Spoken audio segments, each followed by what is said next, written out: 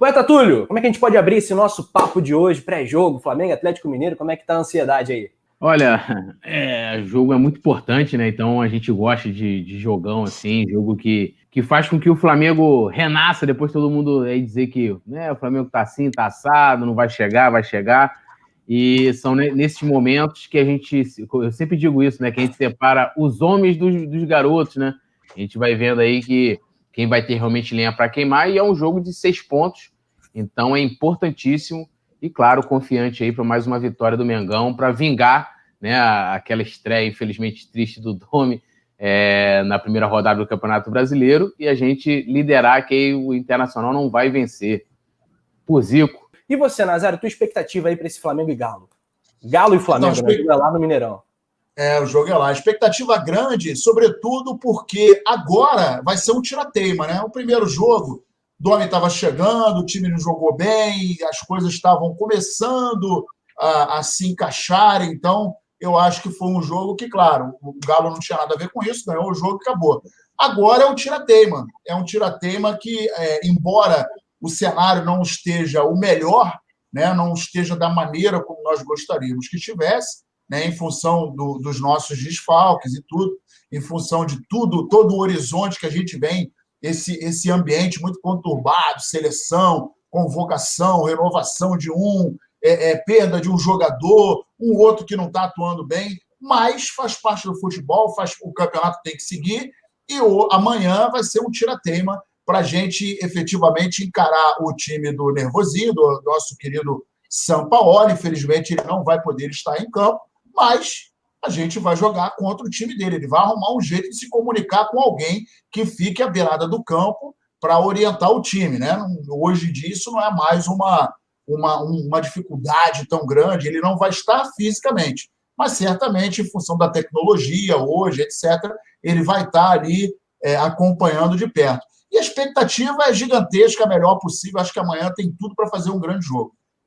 Muito bom. É clássico nacional, né? Já foi final de Campeonato Brasileiro, a grande final de todos os tempos, a final de 80, né? Aquele 3-2 épico, né? O Nunes, o João Danado fazendo chover ali. Foi realmente incrível. Muitos jogos históricos e a maior rivalidade interregional. A gente sempre frisa isso em jogos contra o Atlético Mineiro, né, Túlio? Que é um jogo recheado de história e de rivalidade. Nem sempre correspondida. É mais rivalidade de um lado do que do outro. Mas existe que tá aí, talvez seja maior entre dois times de estados diferentes, né? E um dado interessante, o Atlético Mineiro foi o primeiro adversário na história do Flamengo na Libertadores e o primeiro clube a levar um gol do Flamengo na Libertadores, marcado por Nunes no 2-2, 81. Eu só aqui, ó, o Zico... Eles tiveram essa honra, né? Então aí marcado na história. E ó, o Zico, maior do mundo, falou que ele era cria e aí ele virou brabinho, né? Ou seja, ele fez um upgrade no seu plano aqui no clube de membros. E o Gabriel Figueira falou que eu estou ficando careca. Ele deve estar cego, porque realmente, né? Mas eu vou juntar o dinheiro para poder dar uma trabalhada aqui, fazer um implante, sei lá, alguma coisa, ou assumir de vez a carequice. Mas acho que ainda tá bonito, né? Acho que ainda dá para dar uma chavada. Né? Pô, vou dar um conselho para você por experiência. Pô, não bota implante, não. Você vai ficar com a cabeça de boneca, Túlio. Não faz isso, não. Vai ficar com a cabeça, aquelas bonecas de plástico de 1,99, tem aqueles buraquinhos assim em volta do fio. Pô, não, mas agora tem umas paradas mais avançadas aí. Você tira de um lado, bota o seu próprio cabelo. A parada agora tem um negócio... Itajaí tá fazendo uma paradinha dessa aí, lá em Itajaí, né? mas aí, Túlio, tu também não pode apelar, que a gente sabe que tem aí uma concorrência, você e Diego Ribas, né? Uma concorrência familiar. Né? Se você não dá para ficar mais bonito que o Diego, né, cara? Aí teria que ajustar a lata, né? Que aí que é mais difícil, né? Mas aí também eu tô satisfeito também com a lata que eu tenho, então tá tudo certo. Só a careca, né? Mas eu acho que ainda dá para dar uma chavada ainda, passa batido ainda. É isso. Aqui, ó, retrospecto de Flamengo e Atlético Mineiro, separei aqui, dados do Fla Estatística, um site, ó, brilhante.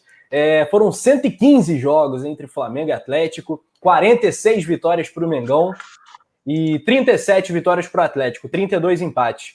O Flamengo marcou 169 gols, o Atlético marcou 159 gols, ou seja, o Flamengo tem 9 vitórias a mais. É um duelo sempre apertado, né? Mas ultimamente, né, Nazário? O Atlético não intimida mais o Flamengo, não. Eu tive a honra de poder compactuar, né, assistir, ser um dos telespectadores, né, em que era uma época em que a gente viu um grande futebol. O Atlético Mineiro tinha grandes jogadores. Timaço, né? Só para citar dois aqui, o Éder era um baita ponta esquerda, o Reinaldo, o Rei, cara, era um baita jogador, tinha muita classe, era um goleador, tinha muita categoria, tecnicamente era um jogador perfeito e eram duelos bastante interessantes contra o Flamengo. E o Flamengo era aquele Flamengo da década de 80, cara, com Zico e companhia, um tal de Zico, um tal de Leandro, um tal de Leovegildo, essa rapaziada que não jogava nada, ganhava na sorte. Então, era um espetáculo. A gente não via partida de futebol. A gente via espetáculo de futebol. Com teatro, né? Era categoria esbanjando. Era a imagem de um Flamengo e Atlético na década de 80 é como você colocar um copo embaixo de uma pia, ligar a água e ficar transbordando. Cara, transbordava a categoria. Transbordava lances bonitos, transbordava futebol ao pé da letra. Era lindo de se ver. E aí o tempo foi passando, o Botafogo, está bem parecido, né? E o Atlético foi se distanciando por uma série de questões, né? Problemas políticos internos, e aí o futebol, a gente foi vendo, ele começou a ficar somente rival do Cruzeiro, era aquela briga interna, coisa e tal, mas no cenário nacional, ele só veio despontar depois de alguns anos com o Ronaldinho, que aí teve aquela conquista da Libertadores e apagou. Então, não como você muito bem falou, Rafinha, essa rivalidade não é mão dupla, né?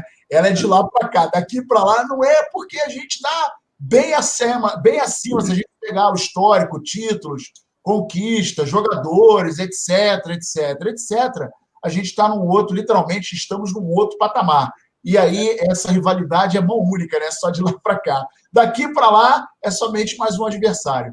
Não, e só a título de curiosidade, né, ainda sobre essa final histórica de 1980, né, a galera mais nova, da minha geração, mais novo, um pouquinho mais velho, não viu, o Flamengo tinha apenas, então, treinado pelo Cláudio Coutinho, e tinha Raul, Toninho, Manguito, Marinho Júnior, Carpegiani, Andrade, Zico, Tita Nunes e Júlio César.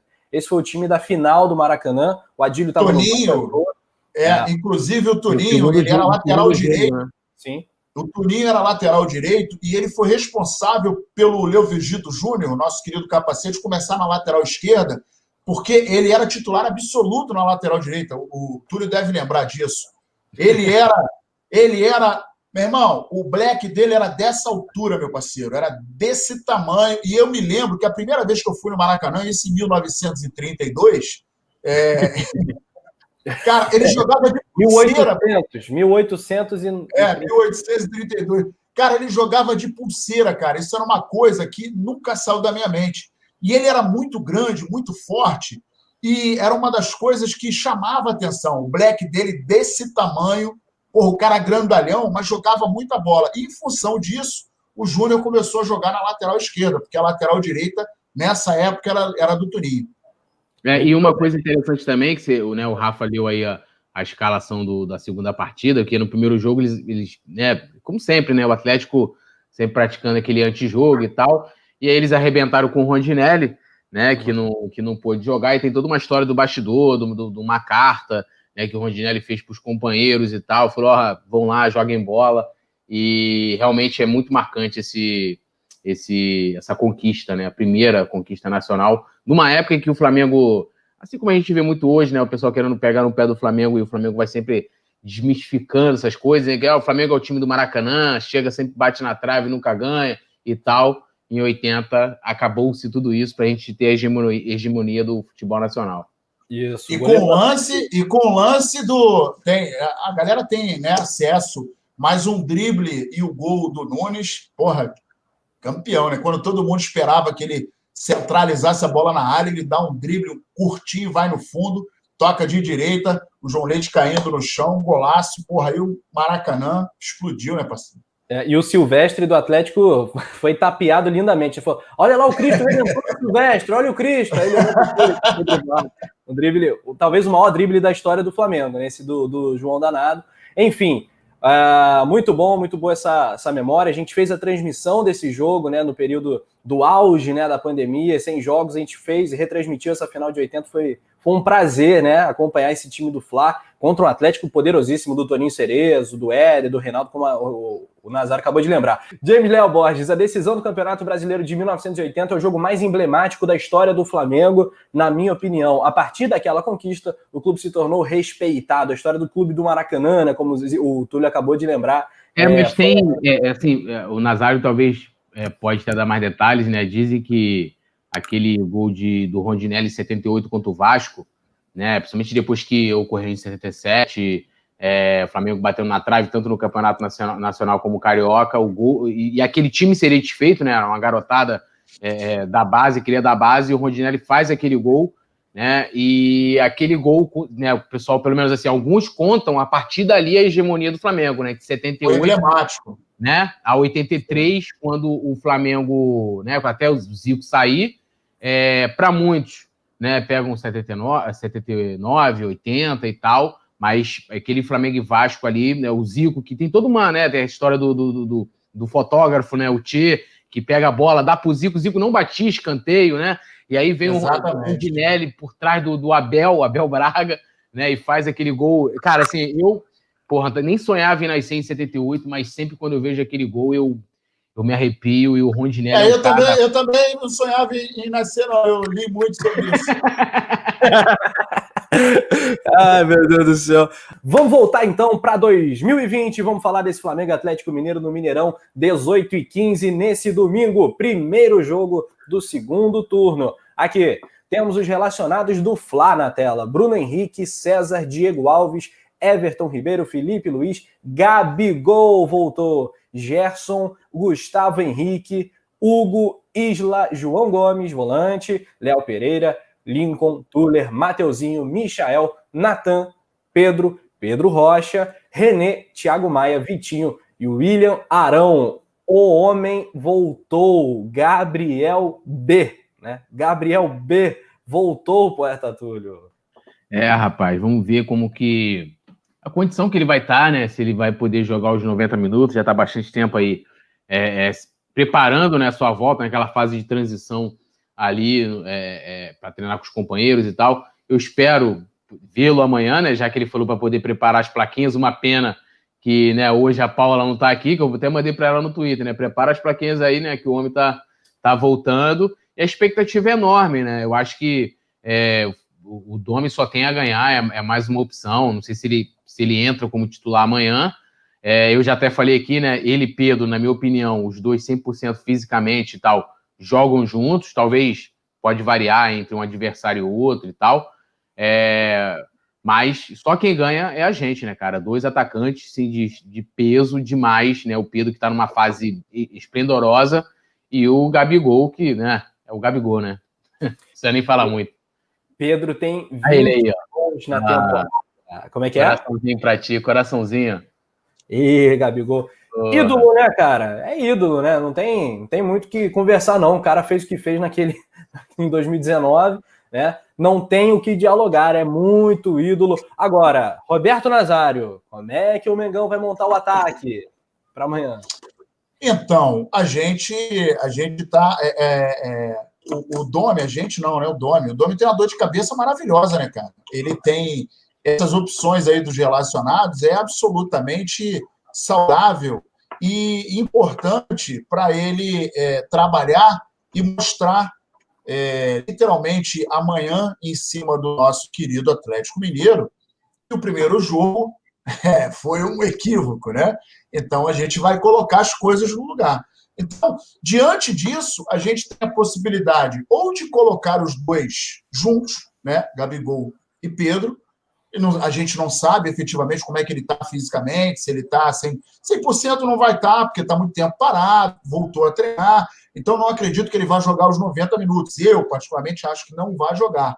Mas diante de tudo que está acontecendo, a gente tem a possibilidade de ver um jogando e, de repente, numa mexida, entrar o outro para poder complementar. Tudo vai depender muito dos 45 minutos iniciais. Eu também estou muito feliz porque o nosso meio-campo vai estar preenchido. Everton Ribeiro voltando. Então, a gente vai ter Thiago Maia. Tem também o nosso querido Pedro Rocha, que é uma opção sensacional. O cara, quando entrou, deu conta, mostrou que é um excelente jogador, mostrou que ali no lado esquerdo, ele jogando em plenas condições, ok, fisicamente, é um cara que vai dar muito fruto, é um cara que o Flamengo tá abrindo uma frente bastante interessante, porque a gente está vendo que, lamentavelmente, o Bruno Henrique não conseguiu ainda chegar no seu ápice. Ele não tá aquela Ferrari que a gente está acostumado. A gente não sabe o porquê. O fato é que ele não está como. Ele não é o nosso Bruno Henrique. Ele ainda está em download, né? Mas o Pedro Rocha, quando entrou, mostrou que é um grande jogador. Mostrou que do lado esquerdo ele entende. É um cara que tem muita categoria, é um cara que tecnicamente joga muito, se posiciona bem, oferece perigo, entra na área e a gente está bem servido. Então, a gente começa a respirar diferente dos outros meses, né, que a gente estava na expectativa, meu Deus do céu, quem está quebrado, quem vai entrar, quem não vai, tem um jogo depois de amanhã. E agora, então, a gente ficava naquela com pouco oxigênio. E agora a gente está começando está começando a voltar, a massa do bolo está começando a crescer de novo. Então, vamos para dentro, que é um momento importante do Flamengo morder esses 3 pontos, continuar a crescer nesse momento de virada, né, segundo turno abrindo. Então, é o momento da gente continuar subindo a ladeira e as outras 2 competições que nós temos em vista, né? Dar umas 2 guardadinhas ali na gaveta, mas a gente já está se preparando para ambas. Muito bem, aqui, ó, vários comentários aqui no chat, ó. O Eduardo Oliveira não colocaria o Gabigol para sair jogando, o Rafael Damasceno colocaria. Vai comentando, Gabigol titular, Gabigol segundo tempo, como é que você faria? Marcos Vitor botaria o Gabigol no segundo tempo. O Virgílio Sobrinho, não tem como não concordar com as opiniões do Nazário. Esse entende muito, boa. Opa, obrigado. Tô contigo, valeu. Outros comentários bacanas aqui, Jailton Brito. Lembrando que quarta, só quem não vai para o jogo é o Rodrigo Caio. O último jogo, né, Túlio, foi contra um outro Atlético, o Atlético Paranaense, e a gente viu as falhas individuais do Ilharão. Você acha que uma conversa do Domi com o jogador resolve, contorna essa situação? Você acha que ele pode estar abalado, não sei, apesar dele já ser um jogador cascudo? Como é que você armaria o meio-campo do Flamengo? Lembrando que daqui a pouco a gente vai botar na tela também a provável escalação do Fla, que a produção preparou pra gente. Eu acho que não é uma questão só de conversa, né? Eu acho que a conversa talvez já deve ter acontecido, né? Principalmente depois daqueles erros do Gustavo Henrique, do Isla, né? Apesar dos problemas terem continuado, eu acho que a questão, eu já até falei aqui, é treinamento, né? Não adianta o cara chegar ali e falar, porque assim, o erro individual, até que ponto o Domi tem responsabilidade, num passe errado de 2 metros do Arão, do Gustavo Henrique? Não consigo mensurar isso. Aí a gente pode falar, de repente, da atuação individual do jogador. Por exemplo, na minha opinião, o Arão pode não ser aquele Arão que o Jesus fez com que ele, né, aumentasse muito o seu rendimento em campo, entregasse muito mais para o Flamengo, que era justamente ele rendia muito bem no Botafogo, não tinha conseguido até 2019 render aquilo que a gente esperava. Ali ele conseguiu, mas eu também não consigo enxergar que o Arão voltou a ser aquele Arão antes da chegada do Jesus. Eu acho que o Arão oscila. Faz uma boa partida aqui, por exemplo, contra o Corinthians ele fez uma boa partida, né? Entrou ali, jogou o feijãozinho com arroz, não comprometeu, vacilou nessa contra o Atlético, mas eu acho que a questão é treinamento, né? E como também, aquilo que eu falo também da zaga, como você tem uma rotatividade grande da zaga, eu acho que você dificulta um pouco o entrosamento ali dos jogadores, e no meio ali, na volância, é a mesma coisa, né?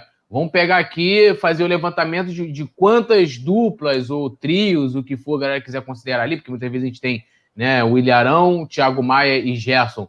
A gente tem ali, né, é sempre uma né, uma modificação, né, uma formação diferente em cada partida. Isso pode influenciar também de certa forma. Não estou dizendo que você está passando um pano para o Arão, não, meu irmão. Não, aquele ali é erro que o cara não pode ter. Como a gente falou, o jogo de futebol é um jogo, muitas vezes, de uma bola só, né? Então, se você está num jogo muito difícil, o Flamengo foi lá, teve uma oportunidade, você não matou o jogo, aí vai acabar 0-0. Ou então você tá ali, o teu zagueiro deu uma pichotada, tu pega e tu vai perder de 1-0. Então, assim, é um jogo que você tem que estar ligado os 90 minutos. O jogador tem que estar ligado os 90 minutos.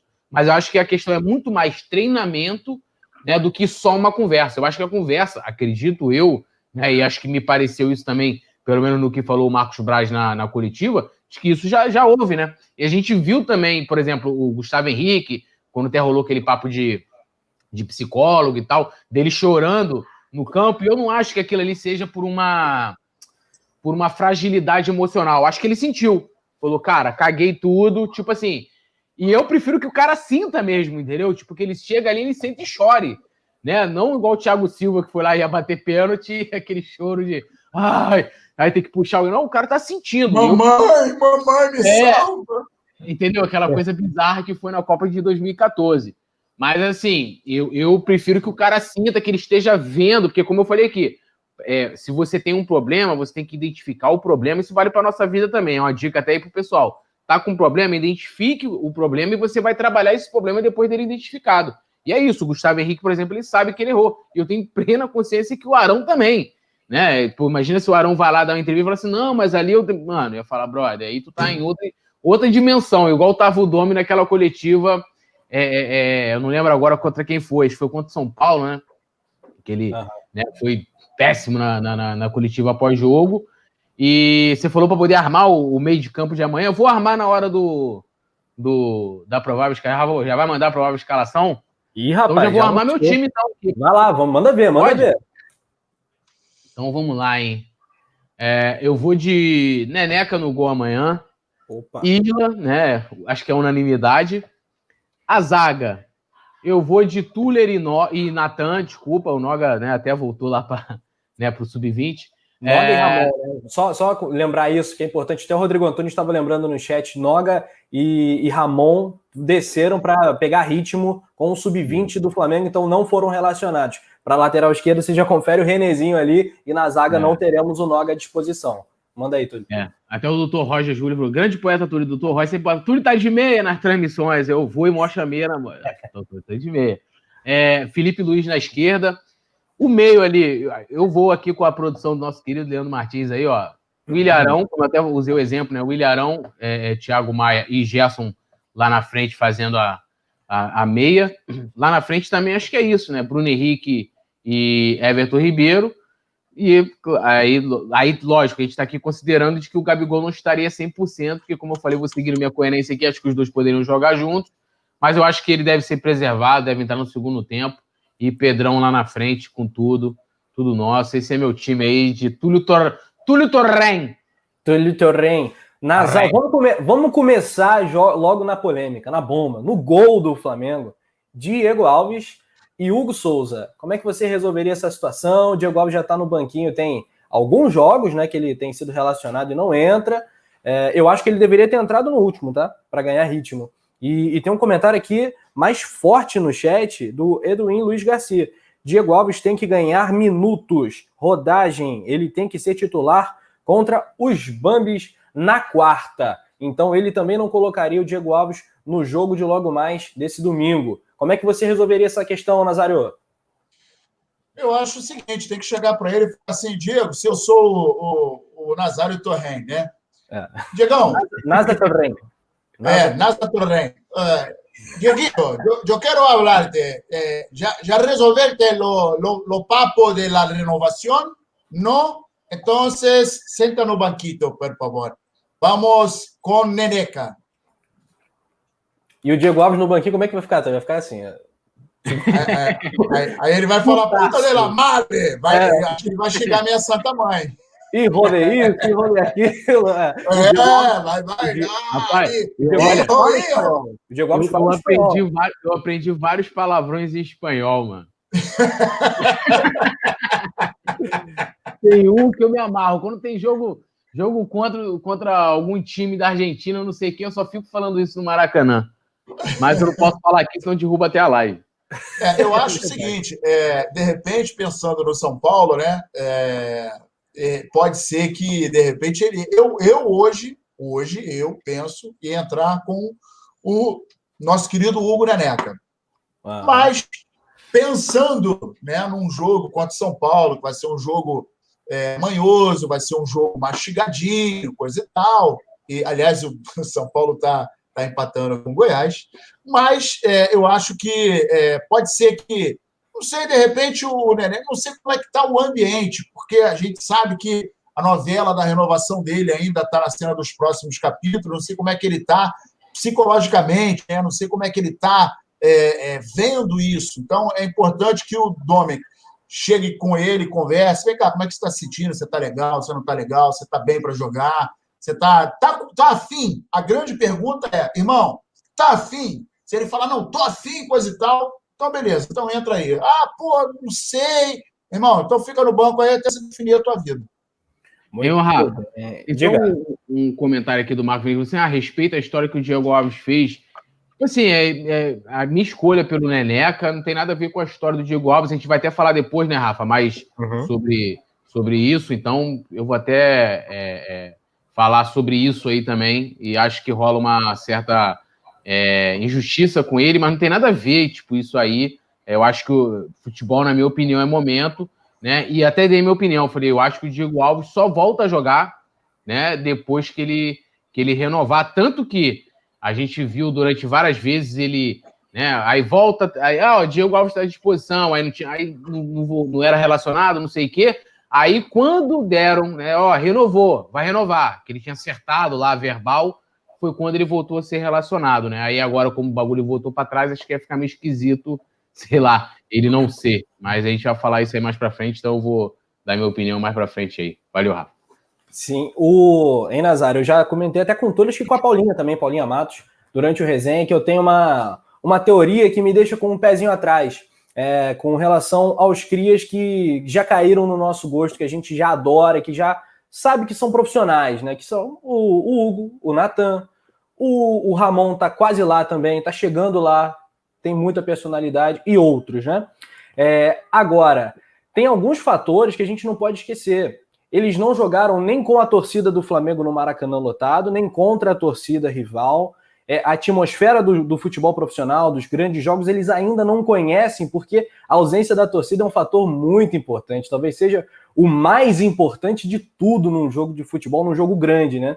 Então, isso é o que me deixa com um pezinho atrás e que me dá ainda mais vontade de ver o Diego Alves continuando no Flamengo e tal.